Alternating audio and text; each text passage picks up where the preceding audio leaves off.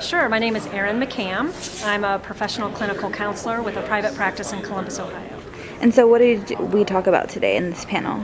So today what we talked about is introverts, and specifically introverts in the workplace. So the idea of, what that means and some strategies around noticing strengths and bringing those to the workplace. Okay, and so what is an introvert? What is the difference between an introvert and an extrovert? The main difference, I guess. The main difference would be really your orientation in terms of how you process information and experience the world.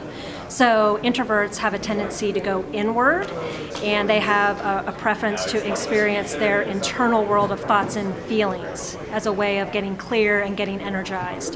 Whereas extroverts prefer an external or an outward orientation. So they focus on the outside world of people and things and get stimulated from that orientation.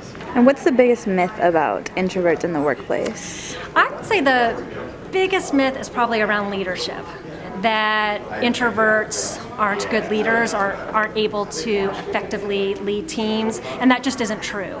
We know from the most recent research that actually introverts have really strong leadership skills, and in some ways, the leadership skills might be different, but in some ways and in some settings they're actually more effective.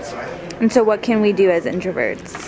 What can we do? We can do what we're doing here today, which is really just increasing the awareness around the discussion and the dialogue, increasing our own understanding of our strengths, but then also bringing those to the workplace and really being confident about those, embracing our love of solitude and internal processing, and really sharing meaningful ideas and concepts with our teammates or with our employees. So I think just continuing to be conscious and mindful about the discussion, share that within the workplace, and continuing to advocate around our strengths and what we need in the workplace to be successful.